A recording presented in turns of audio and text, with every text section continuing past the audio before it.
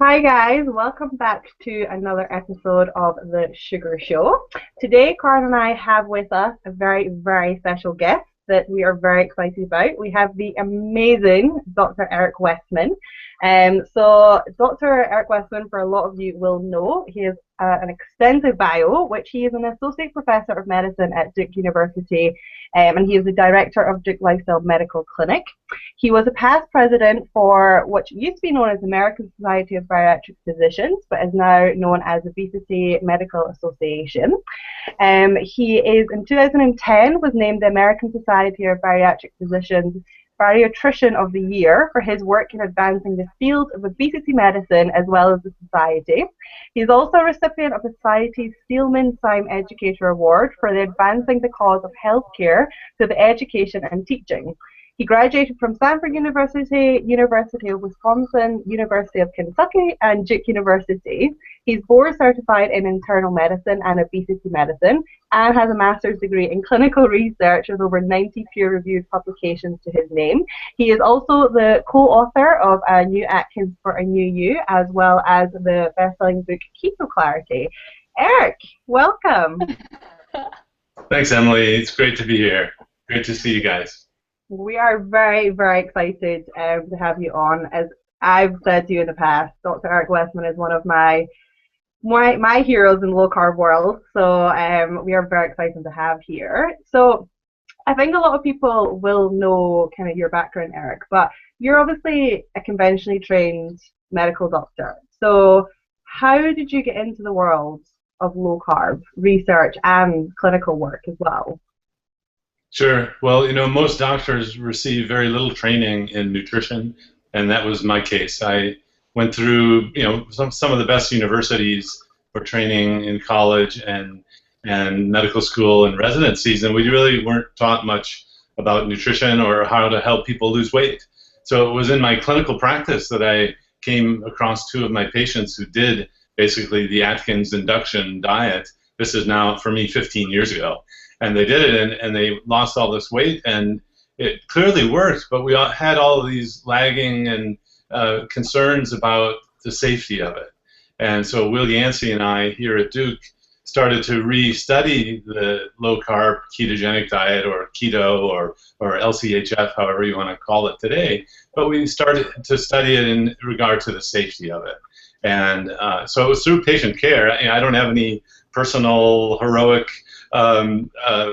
weight loss story. And one other thing, though, that occurred to me to do is I went to visit the doctors who were using the low-carb diets back in the late 1990s. So I went to visit Dr. Atkins. I went to visit Dr. Eads, Dr. Rosedale, Dr. Vernon, Dr. Bernstein.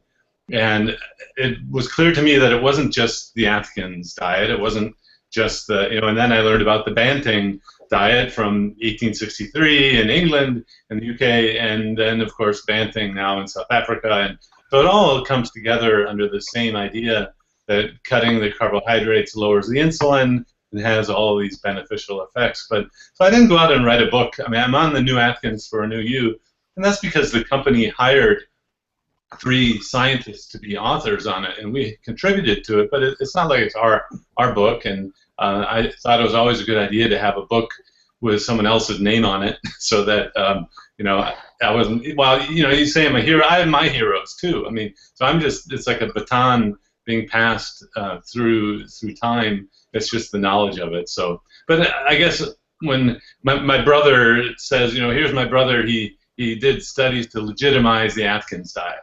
I guess that's the one-liner for bragging about your brother.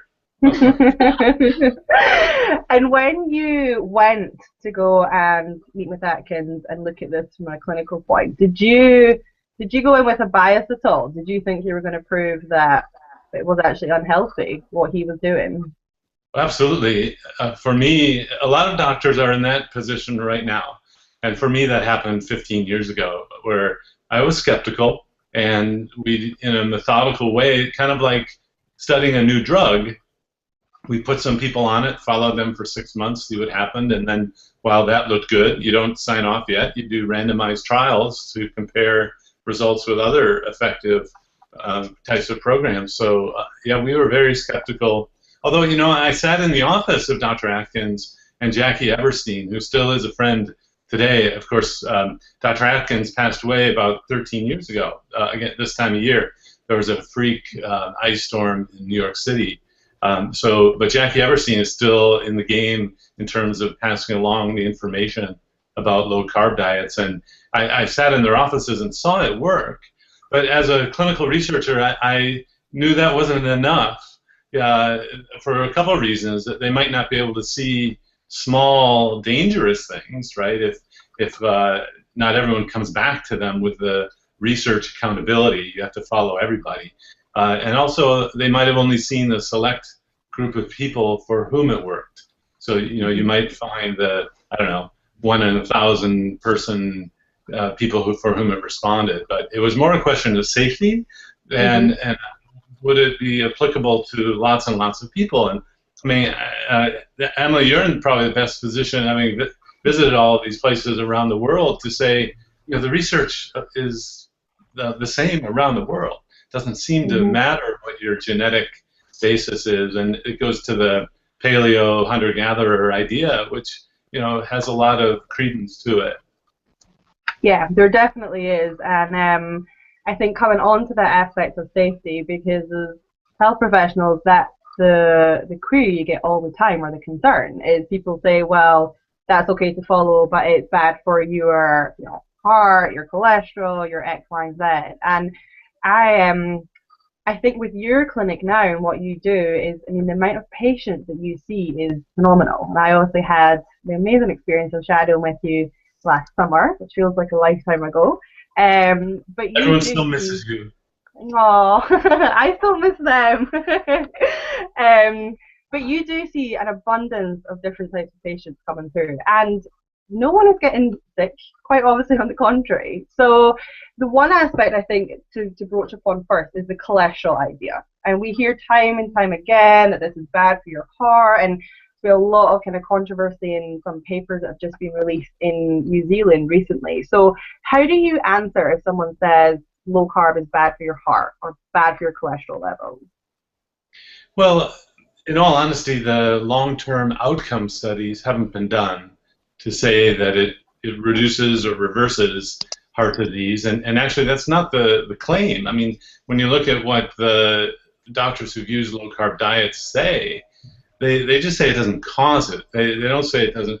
They don't say that it reverses it or fixes it. I mean, most general, the ones who are in staying within the scientific realm, I think what we've learned from the clinical trials using high-fat, high-saturated fat diets is that fat by itself doesn't always cause heart disease, right? I mean, having followed 10,000 people for 10 years, they would all be dead, right? If the claims of heart disease coming from fat were universally true. So we're at that stage where the studies need to be done and they need to be funded, but to even say that we might get funding is a huge leap from 10 years ago, when the only time you could get research was to go to Dr. Atkins, and he's the one who funded our study. He was the only one who would be willing to do it, and now that's changed. And I spoke at a couple of cardiology conferences the last few months, one in Florida, one in Wisconsin, and the word on the street is that the Mediterranean diet is best. And if you just tell your cardiologist that you're doing the Mediterranean diet, they relax. Oh, well, great. Even though they have no idea what it is. They have no idea. I mean, so why not just say it's the South African diet? Oh, well, that's a good one. No, because there are 2 studies in Europe, the Spain, the Predimed, and the Lyon Heart, which is out of France. But nobody really knows what the key elements of the Mediterranean diet are to give it its beneficial effect. So that I've learned to just smoothly say, well, this is a version of the Mediterranean diet, a modified Mediterranean diet. But thinking back to your cholesterol question, I try to do a lot of distraction of talking about the blood cholesterol, because people have just focused on the LDL cholesterol, the L for lousy or lethal. I just had a patient come in. The doctor wrote on the cholesterol panel, lethal, and next to LDL, but didn't explain that what he meant was LDL meant it's the bad one. And so the patient's looking at me, lethal, am I going to die? It's God. This is kind of crazy. So the new science says that the triglyceride and HDL is just as important, or maybe more important, than the LDL in terms of cardiovascular risk, or it's called cardiometabolic risk. And so in a straight cardiology or lipidology meeting, I'll summarize it to say that the science that's been done over the last 10 years, which means you probably haven't heard it because there's no company sending the news around to your office, and that is that the triglyceride and HDL get better on the low-carb diet. It just works in a different way. And then, of course, it comes down to sugar, probably, and the sugar being at the crux of the rising of the triglyceride, and which has a reciprocal effect of lowering the HDL. And then if you eat too much sugar, you adipose tissue, and that creates the cycle of insulin resistance and diabetes. And I wonder if we'll look back and say that this cholesterol focus was just kind of misguided. I think blood sugar is going to be the real key element that drives a lot of these processes. So you think we should be more focused on blood sugar levels rather than cholesterol levels as a marker of health? Well, yes.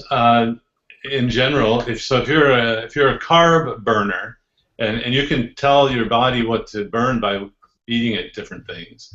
And this is the language I'm using in the clinical teaching now. And I noticed you had the video of the class I did in Cape Town, which is pretty popular. It's a version of what I do with my patients today. And one effective way to teach is to just teach that we burn for fuel what we eat, and you can become a fat burner by just not eating carbs. And your body has to burn fat. If you have extra fat on your body, you will lose that fat and burn it. And what I'm seeing now, a lot of people doing keto, doing fat burning machine, I'm a fat burner, fat burners unite, is that the blood sugar might go up a little bit, and I'm not too worried about it. So if you're a carb burner and your blood sugar is up, this is bad because this reflects the carb burning inside your cells. But just for the advanced course of people who are on keto, I do see some people whose blood sugars maybe 100, 110 milligrams per deciliter. So in the U.S. units, it might be defined as pre-diabetes, but I don't get worried about it because a lot of that sugar in the blood now is there because your cells aren't using it like before. And so it's interesting. I had a chance to be in Cape Town twice last year, once for the meeting in last February. Yeah, I can't believe it was that long ago. But what I learned there is that the athletes are going to be way ahead of the science because they have the outcomes, like that. And I think that's true in the area of fat burning and keto, and we have that outlined in Keto Clarity, the book Jimmy Moore and I wrote, that we're going to be seeing people having results that might be, quote, out of the normal range, but it can't be interpreted in the same way. Anyway, I see a lot of people worried about one little measurement, and I try to explain it in the big context, not to worry about it, because everything else is fine. Mm-hmm. And what are your thoughts on sugar addiction or sugar being addictive and refined carbs? I mean, because you do have a history working with addiction. Yeah, well, for some people, sugar is as addicting as cocaine, nicotine, heroin. Not for everyone. So this is it's true for alcohol. I think that some of the harder drugs, harder meaning they're illegal, I suppose. Maybe everyone would become addicted. I don't know a whole lot about that area, but I spent 15 years in smoking cessation research and nicotine research, and I'm one of the few researchers who actually infused nicotine into the vein of people to see what would happen, and in the way of trying to figure out how to get people off it, and it's fascinating because whole activity of smoking gives more than just nicotine. And so if you just give nicotine in the vein or in the patch or in the nose, I mean, there are even nicotine enemas, if you can believe it, actually for using it for a disease that affects that part of the body. But the whole act, and just like with food, the whole ritual of getting the drug, smoking, inhaling, is going to be similar to food. So for some people, and specifically sugar. The movie Fed Up, which was a documentary done here in the States, really hammers the fact that nicotine and sugar, glucose, affects the same part of the brain that affects reward. So absolutely there's addiction, but the tough sell, if you will, to get people to believe it is that you have to, I think, say it doesn't apply to everyone. Just like alcohol addiction doesn't apply to everyone, but in some people that's the same level of addiction. I deal with that in my clinic every day. This last week, this person came in. She's a mom. Kids around the house are having sugar, and over the holidays she was having some. She's back in the sugar addiction, and she's feeling bad about it. She's down on herself because she has no willpower. And I try to, no, it's the sugar, it's the drug, and endless, thinking that it's their fault, and why am I not stronger and all that. And absolutely, for some people, you have to have total abstinence, total avoidance of sugar, for the rest of their life. I'm totally on board with that.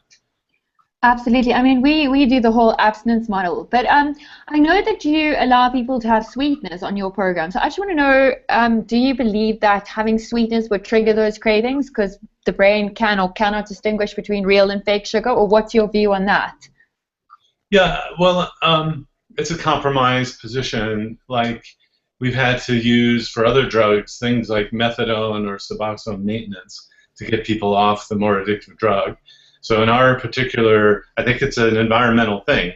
In America, if you're my age, in your 50s, you were raised with sugar, mounds of sugar, unlimited access. I stole money out of my mother's wallet to go get sugary things, And someone told me, you did? Yeah. Well, that's what addicts do, right? And or maybe just deviant children, but I thought that was actually pretty normal.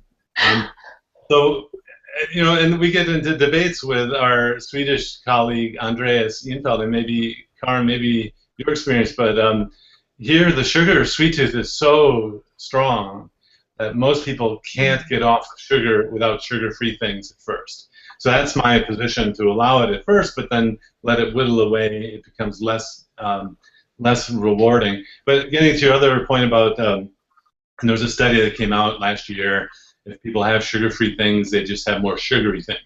Well, but on a low-carb diet where there's no sugar allowed, they're not going back to sugar. So as long as they're having sugar-free things over and over and over, I don't care which one you have. The better one is the one that tastes better to you, I think, at first. And I don't see that as a long-term fix. Someone comes to me, I see people. One of the other experiences that may be unique is I have some people who have a 4th grade education and they walk down the street to my clinic. I have other people who travel from all over the world to see me, and they'll say, I'll do anything. So I have to try to teach at different levels, and if someone asks me what the best diet on earth is, I would say, don't have that stuff.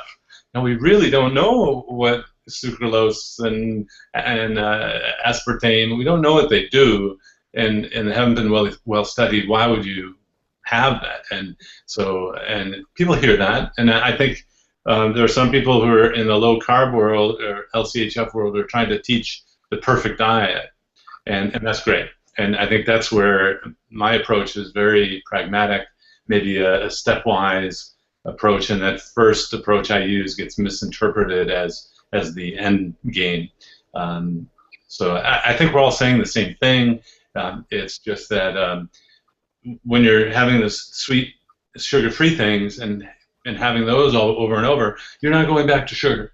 So the research that was published was in the context of people eating sugar and starches, and so a lot of the research being done now in the low-carb world doesn't find the same things that was found in the other higher carb world. And that's a nice thing to tell the purist researchers, just to say you're overgeneralizing, you're overstating that you're saying that this is going to apply in the fat-burning, low-carb, high-fat world when you don't know. And anyway, it helps give pause to the people who think everything is answered already. Well, I mean, what I love about your approach is that you are so real, and that you are accessible to anybody. So it's not just the grass-fed, organic, free-range world. You know, it really is. You know what? If you can only find deli meats and eat that, then do that, because it's better than having a whole bucket of Pringles and chocolates and everything. So I think that's great. The other thing I really wanted to address with you before we get back to you, Em, is willpower. The role that willpower plays in eating, because so many people are beating themselves up saying, it's my fault, I just can't stop. But there's actually something bigger at play, isn't there? Absolutely. And the understanding about sugar as an addiction is kind of like where we were with tobacco maybe 50 years ago. Most people thought it's just a habit, and now we really understand it as an addiction. And those who are unable to quit really quickly often need medication to get off the nicotine. So we have new medicines that are around, the problem with communicating a message is that some people will be against it, other people will go for it. Those who hear this. I have kind of a percentage cry rate in my first office visit. So if you came to see me, I used to get upset about it. Now I realize it's part of my job, and to listen to the story. And people come back and say, nobody ever listened to me and told me that it was the food and not me. And so other doctors even would say, it's just you, suck it up, exercise more, it's all your fault. And I'm glad you're getting the word out, and so many other people are, that it's really a function of the food, the sugar, the brain response to it. And well, there was that book, Salt, Sugar, Fat, by Michael Moss, that kind of was the whistleblower book about how the food industry has created foods that we just can't resist. So don't eat those things. But it's not willpower. But if someone is trained appropriately, and I'm sure you see this, that if you just have them a day or two off all the sugar doesn't have the same tug as it did before. So it's a very quick change. And so even my most skeptical recalcitrant patient, I'll just say, look, just try it for a day. Let me teach you how to do it for a day. And the effects can be really dramatic. And they come back saying, it's not me. I don't really want that food like before.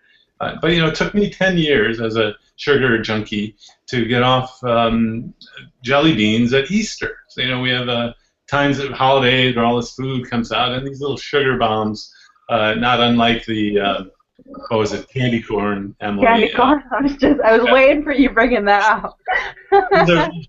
sugar bombs that even now, maybe 10 years from now, people will look at this video and say, I can't believe they laughed about it. 50 years ago, if you look at videos about smoking, always just a habit, we kind of go, oh, wow, they really didn't know. So I'm glad you're taking it very seriously and helping people. A detox kind of program is fantastic. I mean, you might just need 3 days. Or a week. Great. We have 3 residential programs in Durham, North Carolina, where people come from all over the world, and it's kind of a general food detox. None of them are on board with sugar detox yet. I'm working on them, but more and more, if people come to Durham asking for these programs, I think the programs will change in that direction. That's amazing. If anybody can do that, it's going to be you to get that implemented, Eric. Well, I know it's a team. It's a team effort, and I'm trying to grow that team. It's working very, very well, I think, coming from there. But we have a lot of people on with us who have a few questions, if you don't mind, if we jump to some of those. Is that okay? Absolutely. So Doris asked, she would like to know, what do you think about intermittent fasting? So obviously fasting is kind of the new kid on the block, I think, recently. So people like Dr. Jason Fung, who's obviously a big advocate of it. So what's your take on it? Yeah, a lot of the science is being rediscovered and redone, and I keep one foot in the hard science randomized trial world and one in the clinical world. And what did doctors do 100 years ago before we had this mess? And intermittent fasting was used quite a bit, even total fasting. And what happened in the mid-1900s is some research was done that suggested that it wouldn't be a good thing to do for a long period of time, using your muscle mass to supply sugar. Well, those studies really need to be redone with modern day technology, kind of like we did with the low-carb ketogenic diet. I met Jason Fung. One of the great things in the last few months, I went to low-carb Vail, which Jason was there, and I met him, and we got to sit down and look him in the eye at dinner, and that's really important to do, and he met that test. I like intermittent fasting. If you want to just say eat when you're hungry and eat once a day, I like that idea too. In fact, that's the way I teach it without any formal idea. The other major conference that fasting and ketones came up was the one in Tampa, the Metabolic Therapeutics Conference. That was back in January. And then, of course, we have the low-carb cruise, the Iceland Food Loose, and then this summer low-carb USA in San Diego. But I like intermittent fasting as a way, especially if you're trying to lose weight, as a way to reduce your caloric intake. If it's comfortable, you feel well, fine. Okay to do. Perfect. Thank you. Judy then was asking if you have any particular advice for perimenopausal women. She's been doing LCHF for 9 months, losing consistently but very slowly, only 36 pounds to date. Would you class that as slow, or do you think she's doing okay? Yeah, so across lots of different people, body types, genetics, I usually see a pound or 2 of weight loss per week.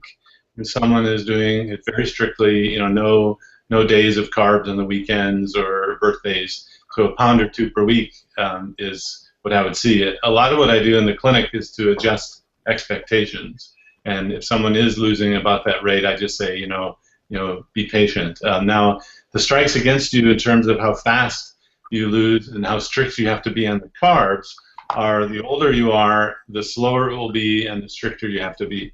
The more postmenopausal you are, the slower it's going to be, and the stricter on the carbs you have to be. And then the more sedentary you are, the more you're going to have to watch the number of grams of carbs, and the slower it will be. So you can't fix age. There are some interesting doctors who are hormones back. That's called bioidentical hormones. I don't do that in my practice, but some doctors will replace those hormones, and then you can get out and not be sedentary to counteract those things. But so those road doctors on the New Atkins for a New You, I'm one of the authors. Those renegade doctors put on the cover, lose 14 pounds in 2 weeks. Well, we've seen that, but the bigger you are, the more you lose. So it's more of a percentage of how big you are. So don't expect to. People come in saying, looking me in the eye and say, "I didn't lose 14 pounds." But we didn't say that everyone would, and it really was kind of a motivational statement to say. But that sounds like the person's on track, and I'll you have to be a lot stricter. Jackie Eberstein has done a couple lectures on the low-carb cruise about aging in women, and how a lot of what she talks about is how you just have to be really strict. And this is not net carbs. You have to do total carbs, maybe 20, maybe even 10 total carbs. So you got to amp up the fats. Be happy with cheese and bacon and all these other cream. Yeah, Jackie does do some really great work with and talks on postmenopausal and perimenopausal. that wants to check that out. Layla is asking, for those with metabolic syndrome, is it better for allowed carbs to be eaten alone or with fat and protein?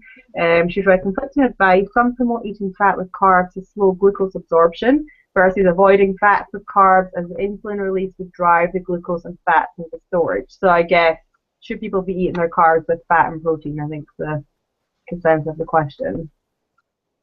Yeah, so that's going to depend on the person's metabolism. The one size fits all that I have that seems to work in just about everyone is keeping people under 20 total grams for a long time. And no question, that'll fix metabolic syndrome in just about everyone. The other part of the question I wish she would have had is she trying to lose weight or not, or is she maintaining weight? So if someone is losing weight, their body fat is putting in some of the energy into the fat percent for the macros. If I could go back and I'll try to fix this in other teachings, other books, is that you have to, if you're losing weight, some of the fat percent comes from your body fat. So you don't have to add in fats when you're trying to lose weight. Most people don't, and that's a common source of confusion out there at the moment. You know, when we drink tons of butter and there's no consequence at all. A calorie of butter that you drink means you don't burn a calorie of butter off your body, basically. I mean, body fat. So, but metabolic. So if someone has really bad metabolic syndrome, I don't want them eating many carbs at all. And most doctors don't get how strict that you have to be. But the blood will say. So she could go and try a 50 gram per day or 100 gram per day diet, of course no refined sugars, and see how the blood changes. And I have people coming to me for not weight loss, not for diabetes, which I do all the time, but they're trying to fix some metabolic abnormality or try to get in ketosis to treat some medical condition. And you make a change and then you check it with whatever measure you're wanting to follow, whether it's blood pressure, or triglyceride, HDL. Triglycerides get better really quickly in terms of time. HDL might take 6, 12 months, a year, 2 years. Dr. Atkins told me the HDL keeps going up at the older you get. And no study has gone out that far, but in my clinical practice I see that. So I have some people who followed a ketogenic diet for 10 years, and their HDL just keeps going up. And that's totally not on the radar screen of the current medical world, lipidologists, for example. Perfect, thank you. Lindy asks, is there an optimum level of fat intake to help your brain health if you're not consuming sugar? Interesting question. Yeah, great question. I have no idea. Good answer. I have primary data, meaning my own studies are having to do with real people, real world, in outpatient setting. The conference in January, we got to learn from people who are doing animal research. There's a doctor from Calgary and other out in Phoenix, and people are coming around now to look and trying to answer these questions. So they're now talking about not how much fat in the diet, but what should the ketone level be in the blood.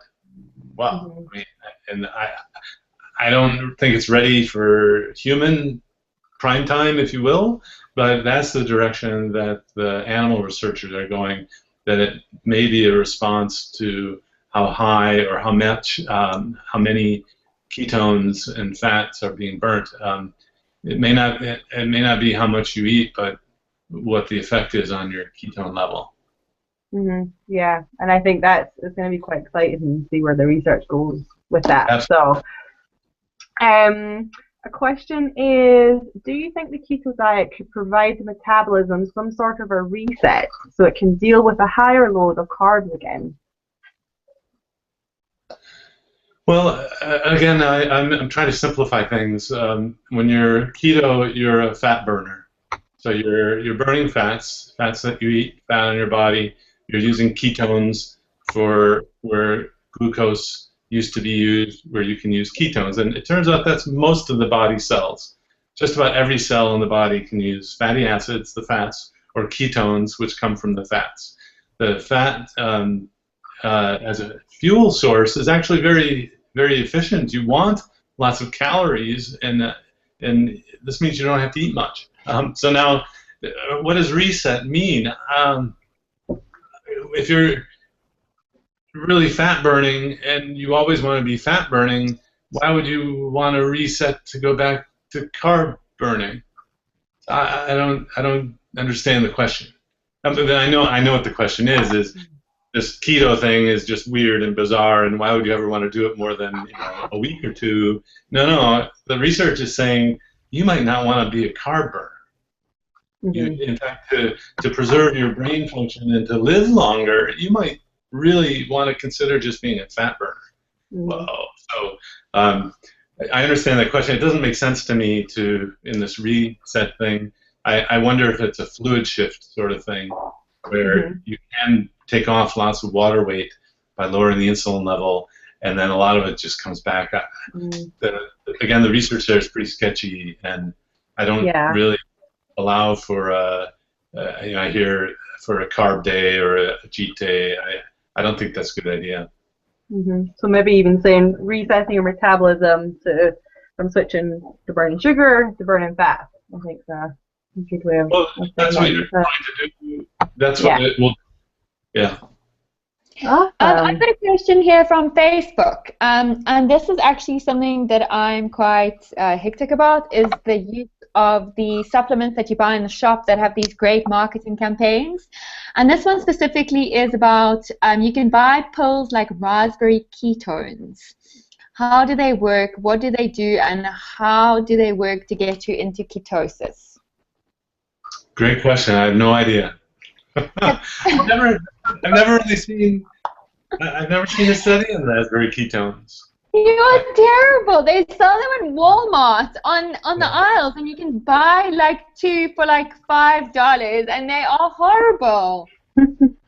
I think that it came out and played on the marketing of ketosis. Yes, exactly. Without any research. Yeah. Are you aware of any supplements that will push you into ketosis? Well, now in Tampa, again, this is just January. Very recently, there are some new ideas, new concepts of why not drink something that might enhance your ketosis.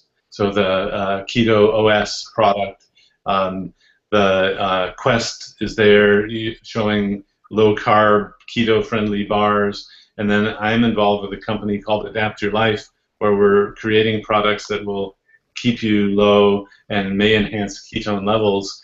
But these are all being studied carefully, and so you want to be careful where you get the information from about these products. These aren't widely available yet on the shelf at Walmart, it's the Wild West out there in terms. If you don't make a claim on a product that you sell, there's really no regulation over it unless someone has a bad event, and then they will look into it. People have been sold a bill of goods for a long time, and meaning you have to be careful what you spend money on if you care that it works. So stay tuned for these new products, though, that have been carefully tested. And what's your website? Sorry. Just what I was going to ask.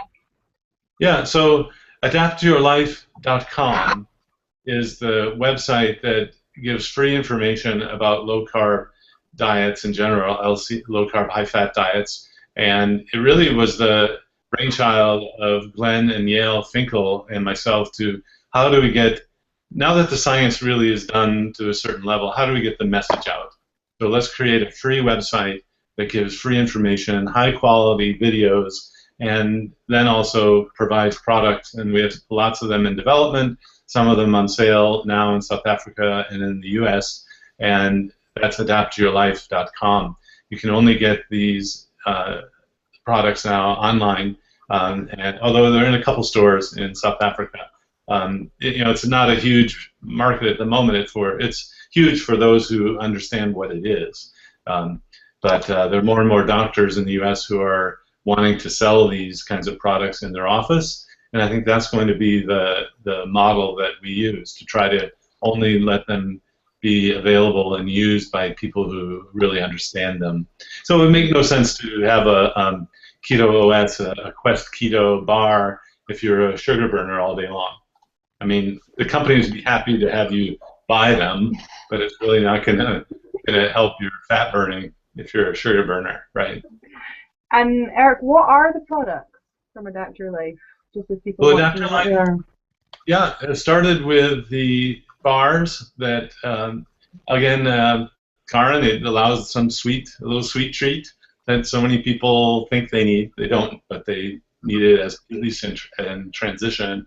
There are this idea of adding fat to your coffee. We borrowed on that a little bit, and while I use a lot of heavy cream, and I buy the big containers, we have coffee shots that you put in the coffee. It gives a little flavoring and also the fat feel, and then also fat shots. So the idea that if you're a bike cyclist and you're in the middle of a race, if you want something, you don't want sugar if you're a fat burner, why not just have a fat shot, which is a high-fat, low-carb energy source, really for any time of the day. It's a quick and easy way to get some food. Mm-hmm. Those are the three main ones. There's some other ones that are, of course, top secret and will be launched on, pun intended, launched on the low-carb cruise. Can you tell us about? Can you give us a sneak preview for us? Oh, I don't want to get in trouble. let's just say there's a big need for other products for breakfast. So how exciting! No, but the bar, I've tasted the bars and the shots, and they are phenomenal. Me too. Yeah, they are some of the, actually probably the best that I've had out there for this kind of market. So I'm very excited to see this grow. And the one other thing I wanted to touch on with you, Eric, was the Heal clinics as well. So the other sort of venture that you're involved in. Do you mind just talking us a little bit through what that is about? Sure. So people ask me all the time, where can I see someone in my area to help doing a low-carb, high-fat diet? I get emails around the world. And so to bridge that gap of information and availability of clinics and clinical practitioners, we've tried for 10 years to go through the medical world, and we hit the roadblocks we talked about today. The clinical lipidologists, the cardiologists, the mainstream folks just they're not receptive to it. So why not create our own set of clinics, train our own practitioners to use this knowledge and to help people.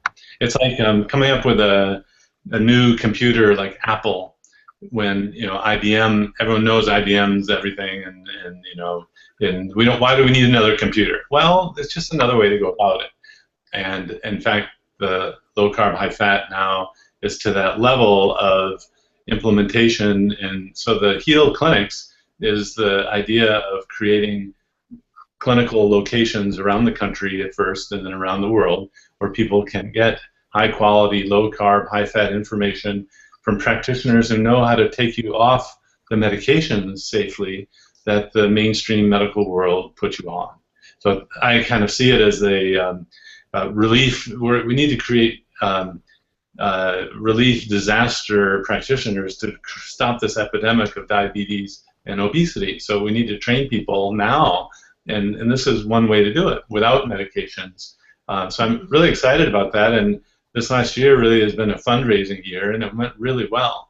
And if it continues at this level, we're going to have lots of Heal clinics, and that website is healclinics.com.